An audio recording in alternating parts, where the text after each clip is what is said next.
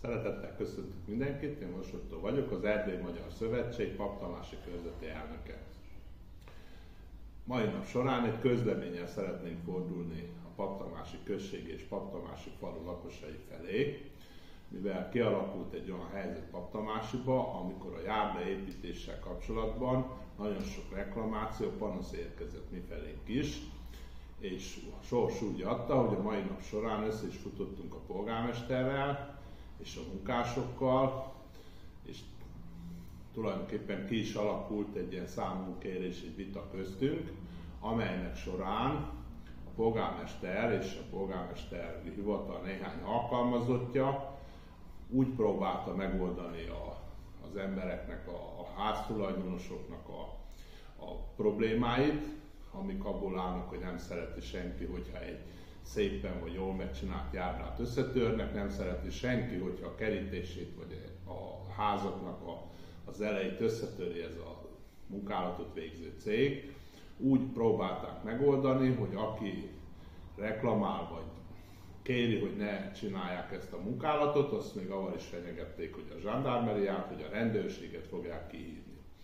Na most ennek a számunkérésnek, ennek a vitának a során megkértük a polgármestert, hogy mutassa meg, hogy hol kell annak a járdának húzódni, miből áll a pályázat, kell-e geotextil, kell-e bordura a belső oldalon is. Ezt nem tudta a polgármester megmondani, azt mondta, hogy ezt a mérnök tudja, a pályázatban van, a geotextillel kapcsolatban azt mondta, hogy ilyen a pályázatot nem volt hajlandó megmutatni.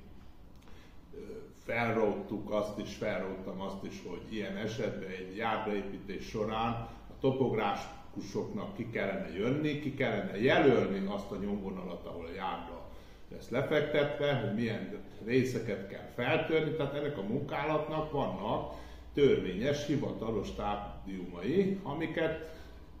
jobb helyeken úgy folytatnak le, hogy először is topográfiailag kijelölik azt a munkaterületet, ahova jön az a járda, és utána mindenki tudja, értesítve van a megfelelő néhány nappal korábban, hogy mikor történik meg a munkálat a háza előtt. Na most ez Tamásiban nem történt meg, és ahelyett, hogy mondjuk rajzokat vagy valamilyen hivatalos dolgokat mutattak volna, azonnal választásra került a sor, amit mi visszautasítunk, mert ez a járda nem választási kérdés, legalábbis az állampolgárok részéről ez egy munkálat, amit közpénzből a mi portánk előtt csinálnak meg, és azt tudni kell, hogy mindenkinek a járda az hozzátartozik a terkéhez. Jelen pillanatban, ha kiveszi bárki a telekönyvét, a háza előtt egy körülbelül 1 méteres sáv, az még hozzátartozik mindenkinek a terkéhez, tehát adót fizetünk utána. Tehát egy bármilyen járdaépítési munkálat során először is ki kellett volna sajátítani ezt a területet, vagy ha nem, akkor az a gyakorlat Romániában, hogy prin declaratia primarului, tehát polgármesterének a nyilatkozata alapján megkezdődik a munkálat, és a munkálat végéig ezt a jogi helyzetet ezt el kell rendezze a hivatal, mivel hogy ezt a munkálatot, ezt a területet telekönyvileg is be kell venni a községi leltárba. Na most, ennek a vitának a során, mivel nem kaptunk, úgymond nem mutattak meg semmilyen hivatalos iratot, semmilyen tényleg kijelölés, amit egy topós, egy geodéta csinált volna, nem történt meg, úgy döntöttük és közöltük is a polgármesterrel, hogy írásban fogunk fordulni a polgármesteri hivatal felé, amiben kikérjük azt a szerződést, ami alapján ez a cég elvégzi ezt a munkálatot, kikérjük azokat a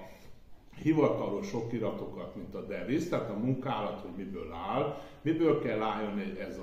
milyen anyagokból kell megcsinálják ezt a járdát, miből áll a pályázat maga, milyen munkafázisokból. Szeretnénk azt is kikérni, megkérdezni, hogy milyen az ütemterv, tehát a munkálat ütemterve, mennyit kellene mondjuk feltörjenek, ahogy a munkálatot folytassák, mennyi az a ütemterv, amit kellene csináljanak, mert úgy veszük észre, hogy bizonyos utcákban elkezdték, más utcákban nem, és úgy érezzük, hogy most nagyon sok embernek okoznak avval kellemetlenséget, hogy feltörik a ház előtt a járdát. Ez nem egy olyan munkálat, hogy hivatalosan egy Európai Uniós munkálat le kell folyjon, ezért megkérdezzük azt is, hogy mikor beszélték meg az emberekkel,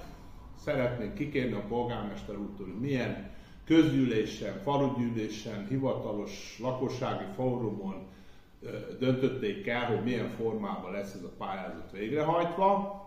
Szeretnénk látni a jegyzőkönyvét is, mivel hogy ezek hozzá tartoznak egy pályázatnak a dokumentációjához.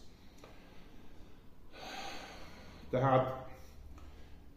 engedélyeket szeretnénk látni, iratokat szeretnénk látni, és azt szeretnénk, ha minden paptamási lakosnak egy-két nappal a munkálat megkezdése előtt felkeresnék a hivatal munkatársai, értesítenék arról, hogy mi fog történni a háza előtt, értesítenék arról, hogy meddig, hova lesz letéve a járda, meddig törik fel a ház előtt a betont, meddig kell neki úgymond a munkálat miatt ilyen nehézségekbe ütködni, például nem tud parkolni a kocsival, nem tud bemenni a lakásba, a portára. Tehát ezeket a dolgokat hivatalosan meg fogjuk kérdezni a polgármesteri hivataltól is, és az inspektorától, tehát az a megyei építésfelügyeleti hivataltól is. Ezt nem választási kampányként csináljuk, hanem mint állampolgárok, mivel szeretnénk, hogyha a tanácsi községbe bárki is lesz ezután a polgármester, vagy tanácsos, vagy hivatalnok, az tanulja meg, szokja meg, hogy az embereket, az állampolgárokat tisztelni kell, a magántulajdon tisztelni kell, és paptamásiba is megérdemli minden ember, hogy tájékoztassák arról, hogy a saját tulajdonában, vagy a tulajdona előtt milyen munkálatok folynak le. Miután megtettük a megfelelő lépéseket, értesíteni fogjuk a lakosságot, hogy milyen válaszokat kaptuk, és hogy mit tudtunk meg ezzel kapcsolatban. Köszönöm szépen, hogy meghallgattak.